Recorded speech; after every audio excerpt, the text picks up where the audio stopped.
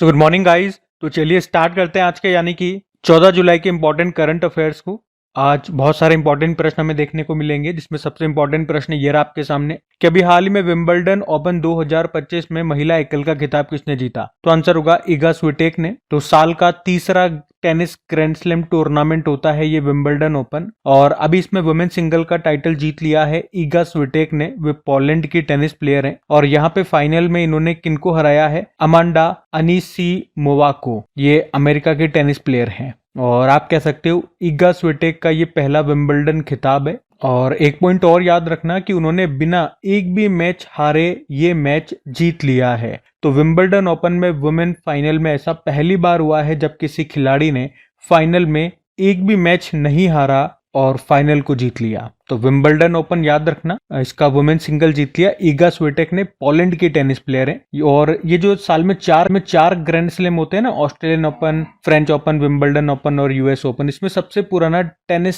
Grand slam यही है Wimbledon open, जिसकी शुरुआत होती है 1877 में। और अभी तक हम देख चुके हैं, एक ऑस्ट्रेलियन ओपन हो चुका है, फ्रेंच ओपन हो चुका है, उसको रिवीजन कर लेते हैं। जो सबसे पहला ऑस्ट्रेलियन ओपन हुआ था उसमें मेन सिंगल जीता था जेनिक सिनर ने, इटली के हैं। वुमेन सिंगल जीता था मेडिसन कीज ने, अमेरिकी हैं। फ्रेंच ओपन में वुमेन सिंगल जीता था कोको गॉफ ने, अमेरिका से हैं। और मेन सिंगल कार्लोस अल्काराज ने जीता था, वो स्पेन के प्लेयर हैं। ये जो चार ग्रैंड स्लैम है, कई बार एग्जाम आ जाता है कौन सा किस कोर्ट पे होता है, तो बड़ा आसान है। ऑस्ट्रेलियन ओपन और लास्ट वाला यूएस ओपन ये हार्ड कोर्ट पे होता है, फ्रेंच ओपन क्ले कोर्ट पे होता है और विंबलडन ओपन जो अभी हुआ ये होता है ग्रास कोर्ट पे। तो ये याद रखना। और एक प्लेयर का नाम और याद रखना, सिमोना हालेप का नाम। ये रोमानिया के टेनिस प्लेयर हैं और अभी उन्होंने अपने खेल से संन्यास ले लिया है। ठीक है, अगले प्रश्न की ओर बढ़ते हैं। फिर अगले में पूछ रहे हैं, हाल ही में पेन पिंटर पुरस्कार 2025 के लिए किसे चुना गया है। तो आंसर होगा लीला अबुलेला को। तो 2025 का पेन पिंटर पुरस्कार सूडानी स्कॉटिश लेखिका है लीला अबुलेला, उनको उनके असाधारण लेखन के लिए दिया गया है। ये पुरस्कार उन लेखकों को दिया जाता है जो दुनिया पर अपनी अडिग दृष्टि डालते हैं और सत्य के प्रति दृढ़ प्रतिबद्धता प्रदर्शित करते हैं। लीला अबुलेला की बात करें तो इनकी जो पहली बुक थी उसका नाम था द ट्रांसलेटर, और अभी जो लेटेस्ट उनकी बुक आई है उसका नाम है रिवर स्पिरिट। और पिछले साल 2024 में ये जो पेन पिंटर पुरस्कार है ये मिला था अरुंधति रॉय को। अरुंधति रॉय आपको याद होगा बुकर पुरस्कार पाने वाली पहली भारतीय महिला हैं। उन्हें 1997 में गॉड ऑफ स्मॉल थिंग्स के लिए बुकर पुरस्कार मिला था। और ये जो पेन पिंटर पुरस्कार की हम लोग बात कर रहे हैं, 2009 में इसकी शुरुआत होती है। और आप कह सकते हो 2009 में नोबेल पुरस्कार विजेता नाटककार हेरोल्ड पिंटर की याद में इसकी शुरुआत की गई थी। तो सिंपल सा याद रखना कि अभी 2025 का ये पेन पिंटर पुरस्कार किसे मिला है, लीला अबुलेला को मिला है। सूडानी स्कॉटिश लेखिका है ये। अब अवार्ड वाला प्रश्न है, कुछ इंपॉर्टेंट अवार्ड्स मैं आपको और रिवाइज कराता हूँ। देखो फिर अगर पूछे अभी 34वां सरस्वती सम्मान किसे मिला था 2024 के लिए, साधु भद्रेश दास को, संस्कृत विद्वान है, उनकी पुस्तक स्वामी नारायण सिद्धांत सुधा के लिए। विंडहैम कैंपबेल पुरस्कार 2025 मिला राणा दास गुप्ता को, भारतीय मूल के ब्रिटिश लेखक है। राष्ट्रीय समुद्र वरुण पुरस्कार राजेश उन्नी को मिला, समुद्र क्षेत्र में भारत का सर्वोच्च सम्मान होता है। सुदर्शन पटनायक फ्रेड डॉरिंगटन पुरस्कार जीतने वाले पहले भारतीय बने। पी शिवकामी वर्चोल दलित साहित्य पुरस्कार 2025 मिला। प्रधानमंत्री नरेंद्र मोदी को श्रीलंका का सर्वोच्च सम्मान मित्र विभूषण मिला। टोक्यो में लेजेंड्स ऑफ एंडोस्कोपी पुरस्कार दिया गया डॉक्टर डी नागेश्वर रेड्डी को। किस राज्य को आधार कार्यान्वयन में उत्कृष्टता के लिए 2 UIDAI पुरस्कारों से सम्मानित किया गया, Meghalaya. World economic forum global young leader for the year 2025 किस मंत्री को चुना गया, तो राम मोहन नायडू को, जो एविएशन मंत्री हैं। और world press photo of the year 2025 चुना गया समर अबू एलफ को, फिलिस्तीनी फोटोग्राफर है। ठीक है, ये इंपॉर्टेंट अवार्ड्स रहेंगे, ध्यान में रखना। अगला प्रश्न देखते हैं। फिर अगले में पूछ रहे हैं, अभी हाल ही में यूनेस्को ने कितने अफ्रीकी धरोहर स्थलों को खतरे की सूची से बाहर कर दिया। तो आंसर होगा 3। तो अभी 6 से लेके 16 जुलाई तक पेरिस फ्रांस में यूनेस्को की विश्व धरोहर समिति की अभी 47वीं बैठक हुई या 47वीं बैठक चल रही है। और यहीं पे अफ्रीका के 3 विश्व धरोहर स्थलों को खतरों की सूची से हटा दिया है। वे 3 स्थल कौन कौन से हैं? मेडागास्कर के अत्सीनाना के वर्षावन। मेडागास्कर आपको बताइए हिंद महासागर का सबसे बड़ा द्वीप है। उसके अलावा मिस्र में अबू मेना, जो कि आप कह सकते हो ईसाई धर्म का एक मठ है। और एक है लीबिया में गदामेश का पुराना शहर। तो ये अफ्रीका के 3 विश्व धरोहर स्थल हैं जिनको अभी यूनेस्को ने खतरों की सूची से हटा दिया है। और अभी मैंने आपको कल ही एक इम्पोर्टेंट प्रश्न बताया था कि अभी यूनेस्को की वर्ल्ड हेरिटेज लिस्ट में भारत के कितने स्थल शामिल हो चुके हैं। अब टोटल कितने हो गए हैं, 44 हो चुके हैं। 44 नंबर का कौन सा बना था, मराठा सैन्य परिदृश्य। मतलब इसमें मराठा साम्राज्य के 12 किले आएंगे, जिसमें 11 महाराष्ट्र से हैं और एक तमिलनाडु से है। अब तमिलनाडु वाला कौन सा किला है ये आपको बताना है कमेंट बॉक्स में। और वैसे मैं आपको बता दूं कि यूनेस्को की इस वर्ल्ड हेरिटेज लिस्ट में 2 भारतीय शहर भी हैं। इन 44 में से 2 भारतीय शहर भी हैं। कौन कौन से, अहमदाबाद और जयपुर। अहमदाबाद 2017 में शामिल हुआ था और जयपुर 2019 में।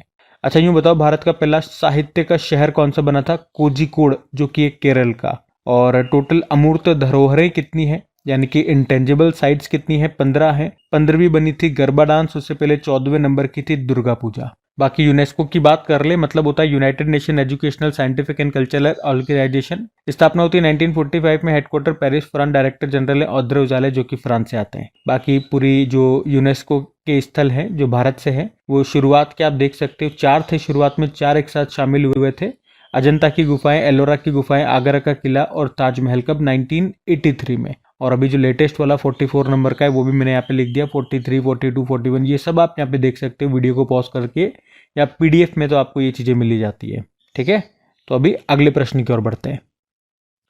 फिर अगले में पूछ रहे हैं कि हाल ही में आरपीएफ की पहली महिला प्रमुख कौन बनी है, तो आंसर होगा सोनाली मिश्रा। तो आरपीएफ यानी कि रेलवे प्रोटेक्शन फोर्स, और इसकी नई महानिदेशक डायरेक्टर जनरल अभी बन गई है सोनाली मिश्रा। वे इस पद पर आने वाली पहली महिला हैं, तो प्रश्न इंपॉर्टेंट हो जाता है। और वे किनका स्थान लेंगी, मनोज यादव का स्थान लेंगी। आरपीएफ ये सेंट्रल आर्म्ड पुलिस फोर्स है, जो कि भारत में रेल मंत्रालय के अंतर्गत आती है। तो आरपीएफ की पहली महिला डायरेक्टर जनरल का नाम याद रखना सोनाली मिश्रा है। अब यहाँ पे जो अपॉइंटमेंट्स मैं आपको रिवाइज कराऊंगा वो महिलाओं से ही संबंधित सारे इंपॉर्टेंट अपॉइंटमेंट्स होंगे, ध्यान से सुनना। जैसे कि सबसे पहले बात करें, राष्ट्रीय महिला आयोग की नई अध्यक्ष विजया किशोर रहाटकर बनी थी। एक ये पॉइंट भी देख लो, 50 अंतरराष्ट्रीय गोल करने वाली पहली भारतीय महिला फुटबॉलर बनी थी बाला देवी। और भारतीय वायुसेना की जगुआर स्क्वाड्रन की पहली महिला pilot Tanushka Singh. International Olympic committee की पहली महिला अध्यक्ष क्रिस्टी कॉवेंट्री जिम्बाब्वे से हैं, इस पद पर आने वाली पहली महिला हैं।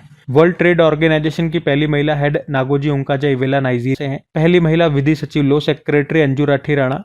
और council of scientific and industrial research की पहली महिला चीफ बनी नल्ला थम्बी कलाई सेल्वी। दिल्ली की चौथी महिला मुख्यमंत्री रेखा गुप्ता। नामीबिया देश की पहली महिला राष्ट्रपति नेटुम्बो नंदी नदेतवा। राष्ट्रमंडल राष्ट्रों का महासचिव बनाया गया शर्ली बॉचवे को, घाना से हैं, इस पद पर आने वाली पहली अफ्रीकी महिला। विश्व बैडमिंटन महासंघ का अध्यक्ष बनाया गया खुनयिंग पटामा को, थाईलैंड से, इस पद पर आने वाली दूसरी महिला अध्यक्ष। भारतीय नौसेना की पहली महिला फ्लाइंग इंस्ट्रक्टर बनी दिव्या शर्मा। उसके अलावा 80वें संयुक्त राष्ट्र महासभा सत्र के अध्यक्ष ये बने एनालेना बैरबॉक, जर्मनी से हैं। वर्ल्ड टूरिज्म ऑर्गेनाइजेशन की पहली महिला सेक्रेटरी जनरल शेख नासिर अल नोवेसी बनी यूएई से। यूके की विदेशी जासूसी एजेंसी MI6 की पहली महिला अध्यक्ष बनी ब्लेज मेट्रेवेली। भारतीय नौसेना की पहली महिला फाइटर पायलट बनी आस्था पुनिया। सूरीनाम की पहली महिला राष्ट्रपति जेनिफर गेरलिंग्स सिमंस। और हिंदुस्तान यूनिलीवर लिमिटेड की पहली महिला MD CEO प्रिया नायर बनी। ठीक है, तो ये सारे महिलाओं से संबंधित अपॉइंटमेंट्स मैंने आपको एक साथ रिवाइज करा है, ध्यान में रखना। अगला प्रश्न देखते हैं। फिर अगले में पूछ रहे हैं कि हाल ही में चरण पादुका योजना किसने शुरू की है, तो आंसर होगा छत्तीसगढ़ ने। तो अभी छत्तीसगढ़ में चरण पादुका योजना को फिर से शुरू किया गया है। क्या होता है इस योजना में, तो इस योजना में तेंदु पत्ता इकट्ठा करने वाले आदिवासी लोगों को हर साल चरण पादुका यानी कि चप्पल बांटी जाती है। तो तेंदु पत्ते का उपयोग आपको पता है बीड़ी बनाने में होता है। वैसे इस योजना की शुरुआत 2005 में हुई थी, फिर बीच में इसको बंद कर दिया था और अभी इसको फिर से शुरू किया जा रहा है छत्तीसगढ़ में। और अभी कुछ समय पहले छत्तीसगढ़ के मुख्यमंत्री जी ने तेंदु पत्ता संग्रहण दर को 4500 रुपए से बढ़ाकर 5500 रुपए प्रति बोरा कर दिया था। ये पॉइंट भी इसी के साथ ध्यान रख लेना। अब यहाँ पे 2 चीजें हम पढ़ेंगे, एक तो योजनाएं जो अभी न्यूज में थी, कुछ एक इंपॉर्टेंट योजनाएं मैं आपको रिवाइज कराऊंगा और छत्तीसगढ़ भी लेकर के चलूंगा। तो पहले आप कुछ योजनाएं देखो, जैसे कि पूछेगा पार्थ योजना, ये शुरू की थी मध्य प्रदेश ने। बीमा सखी योजना शुरू करने वाला दूसरा राज्य बना था गोवा, पहला हरियाणा है। शहीद माधो सिंह हाथ खर्चा योजना उड़ीसा ने शुरू की थी। प्लास्टिक मुक्त महाकुंभ के लिए कौन सा अभियान शुरू किया गया था? वन प्लेट वन बैग अभियान। रायतु भरोसा योजना ये तेलंगाना ने शुरू किया था। किसानों को 12,000 रुपये प्रति एकड़ दिए जाएंगे। दीनदयाल उपाध्याय भूमिहीन कृषि मजदूर कल्याण योजना छत्तीसगढ़ में।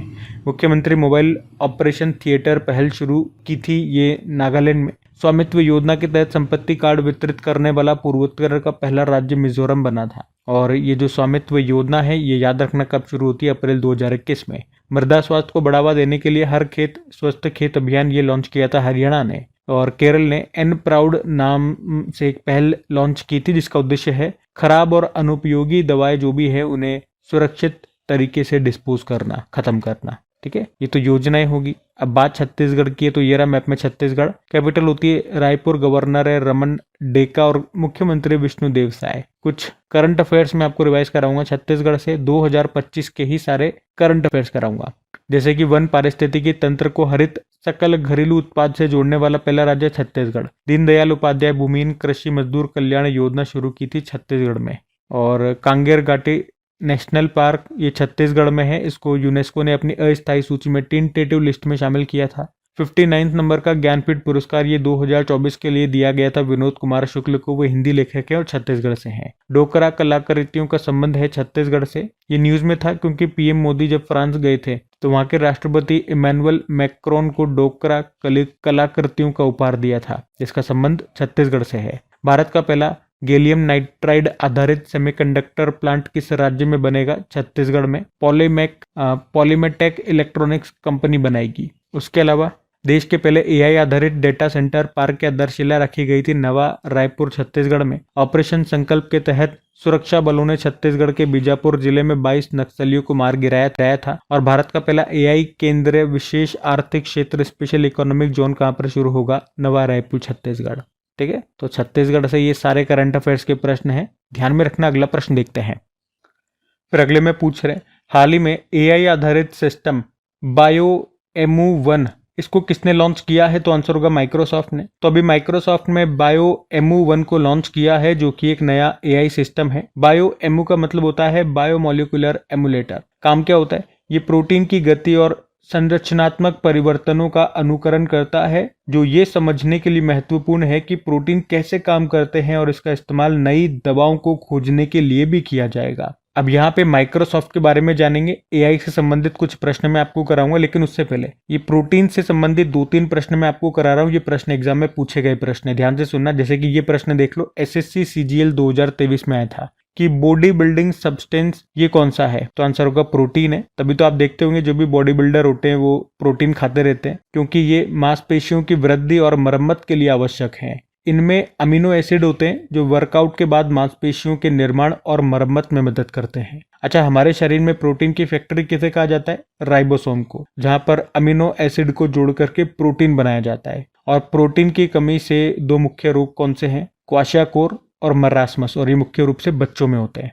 बाकी माइक्रोसॉफ्ट की पहले बात करें, स्थापना होती है 1975 में। फाउंडर हैं बिल गेट्स और पॉल एलन, और हेडक्वार्टर वॉशिंगटन DC। CEO है सत्या नडेला। अभी एआई मॉडल मैग्मा को लॉन्च किया था माइक्रोसॉफ्ट ने ही।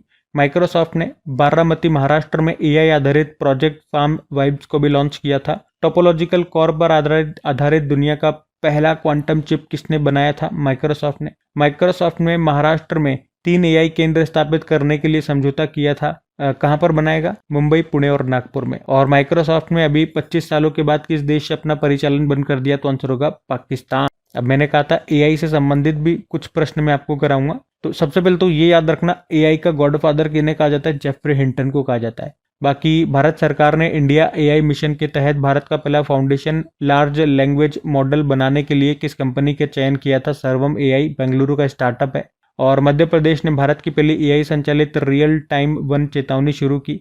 देश के पहले एआई आधारित डेटा सेंटर पार्क की आधारशिला ये रखी गई है नवा रायपुर छत्तीसगढ़। और 11 भारतीय भाषाओं में नवीनतम text to speech Bulbul V2 को लॉन्च किया सर्वम एआई ने। भारत का पहला स्वदेशी एआई मॉडल ये भारत जेन है, जिसको डेवलप किया IIT बॉम्बे ने। भारत का पहला एआई केंद्र विशेष आर्थिक क्षेत्र स्पेशल इकोनॉमिक जोन ये कहां पर शुरू होगा? नवा रायपुर छत्तीसगढ़। और यशोदा एआई अभियान यह राष्ट्र महिला आयोग ने शुरू किया। हैदराबाद का एक सरकारी अस्पताल है जिसमें एक AI टूल लॉन्च किया गया जिसकी मदद से बिना सुई लगाए ब्लड टेस्ट कर सकते हैं। और इस ए टूल का नाम है अमृत स्वच्छ भारत। और एआई डीप फेक के विरुद्ध टेक इट डाउन एक्ट को पारित किया अमेरिका ने। भारत का पहला एआई संचालित स्मार्ट ट्रैफिक सिस्टम ये कहाँ पर लॉन्च किया गया, दिल्ली के द्वारका एक्सप्रेसवे पे। और गूगल डीप माइंड ने अल्फा जीनोम नाम से एक नया एआई मॉडल भी डेवलप किया है। ठीक है, तो एआई से संबंधित ये 11 इंपॉर्टेंट करंट अफेयर्स के प्रश्न मैंने आपको रिवाइज कराए, ध्यान में रखना। अगला प्रश्न देखते हैं। फिर अगले में पूछ रहे हैं, हाल ही में वैश्विक ऊर्जा स्वतंत्रता दिवस ये कब मनाया गया? तो आंसर होगा 10 जुलाई को। तो हर साल 10 जुलाई को ग्लोबल एनर्जी इंडिपेंडेंस डे के रूप में मनाया जाता है। मनाने का उद्देश्य जीवाश्म ईंधन से नवीकरणीय ऊर्जा स्रोतों में परिवर्तन की आवश्यकता के बारे में जागरूकता बढ़ाना। अच्छा, इसी तरह से याद रखना, एक राष्ट्र ऊर्जा संरक्षण दिवस भी होता है, नेशनल एनर्जी कंजर्वेशन डे, वो 14 दिसंबर को होता है। और वैसे 10 जुलाई को राष्ट्र मत्स्य कृषक दिवस, नेशनल फिश फार्मर्स डे के रूप में भी मनाया जाता है। याद रखना, दुनिया में मछली उत्पादन में पहले स्थान पे चाइना है तो दूसरे स्थान पे भारत है। और भारत में सबसे बड़ा मछली उत्पादन राज्य ये आंध्र प्रदेश है। आपको याद है प्रधानमंत्री मत्स्य संपदा योजना कब शुरू हुई थी? 2020 में। तो 10 जुलाई को ये 2 दिवस मैंने आपको बताए, वैश्विक ऊर्जा स्वतंत्रता दिवस, ग्लोबल एनर्जी इंडिपेंडेंस डे, और राष्ट्रीय मत्स्य कृषक दिवस, नेशनल फिश फार्मर्स डे।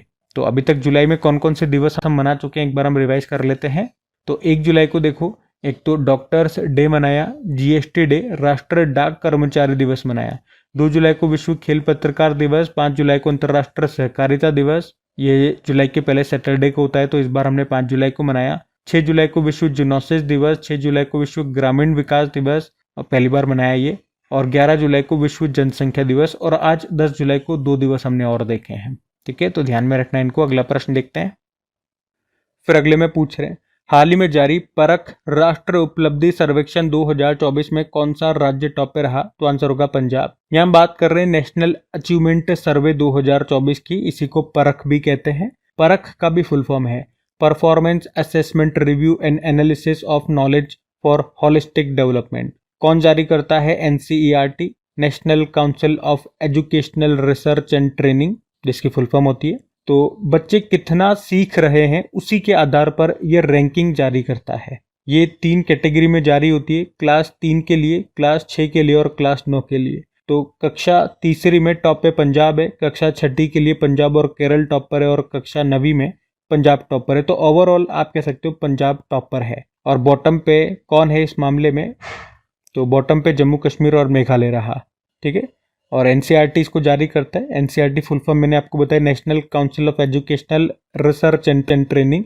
इसकी स्थापना होती है 1961 में, हेडक्वार्टर नई दिल्ली, और हेड है दिनेश सकलानी। ठीक है, तो याद रखना, ये परख राष्ट्र उपलब्धि सर्वेक्षण 2024 की हमने बात करी। ओवरऑल पंजाब टॉप पे रहा। अगला प्रश्न देखते हैं। फिर अगले में पूछ रहे हैं, अभी हाल ही में जनजातीय कार्य मंत्रालय ने किसके साथ मिलकर के तलाश नाम से कार्यक्रम शुरू किया? तो आंसर होगा यूनिसेफ इंडिया। तो अभी मिनिस्ट्री ऑफ ट्राइबल अफेयर्स ने तलाश नाम से एक पहल शुरू की है, जिसका उद्देश्य है एकलव्य स्कूल्स में पढ़ने वाले ट्राइबल स्टूडेंट्स के एजुकेशन को इम्प्रूव करना और उनका विकास करना।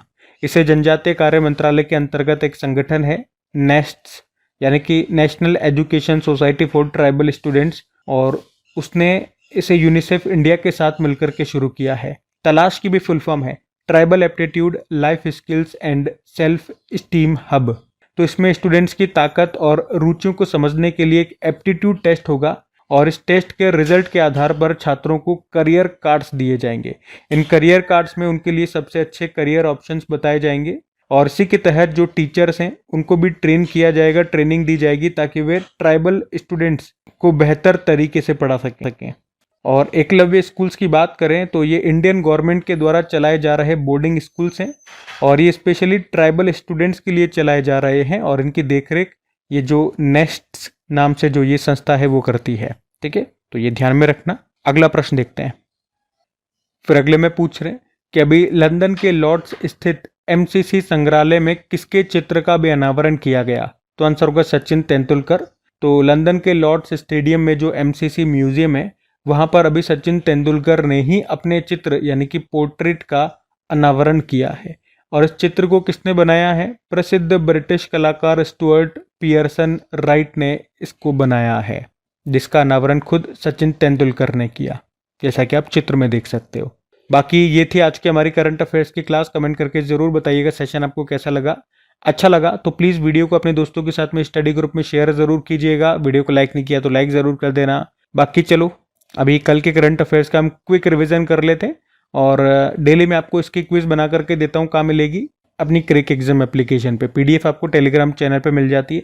टेलीग्राम और एप्लीकेशन दोनों का लिंक डिस्क्रिप्शन बॉक्स में है और एप्लीकेशन को तो डायरेक्ट आप गूगल प्ले स्टोर से भी इंस्टॉल कर सकते हो। चलो अभी कल का रिवीजन करते हैं।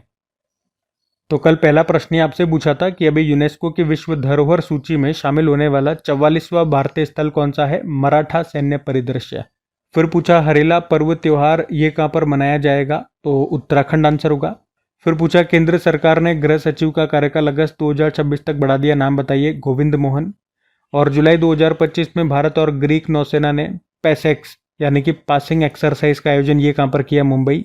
उसके अलावा 2025 का संयुक्त राष्ट्र जनसंख्या पुरस्कार ये मिला है वर्षा देशपांडे को। भारत के अभी 87वें नंबर के शतरंज ग्रैंड मास्टर कौन बन गए? हरिकृष्णन ए। और श्री अमरनाथ यात्रा 2025 को सुरक्षित और शांतिपूर्ण बनाए रखने के लिए भारतीय सेना ने कौन सा ऑपरेशन शुरू किया? ऑपरेशन शिवा। और UPI को लागू करने वाला पहला अफ्रीकी देश ये कौन सा बनेगा? नामीबिया। और पांडुलिपि विरासत पर वैश्विक सम्मेलन का आयोजन ये कहाँ पर किया जाएगा? नई दिल्ली। और आखिरी प्रश्न था कि DRDO के द्वारा विकसित अस्त्र मिसाइल का निर्माण कौन करता है? Bharat dynamics limited. तो कल आपसे पूछा था विश्व दलहन दिवस ये कब मनाया जाता है? तो आंसर होगा 10 फरवरी को। आप सभी ने प्रश्न का बिल्कुल सही उत्तर दिया। अब यह रहा आज का आपका होमवर्क प्रश्न।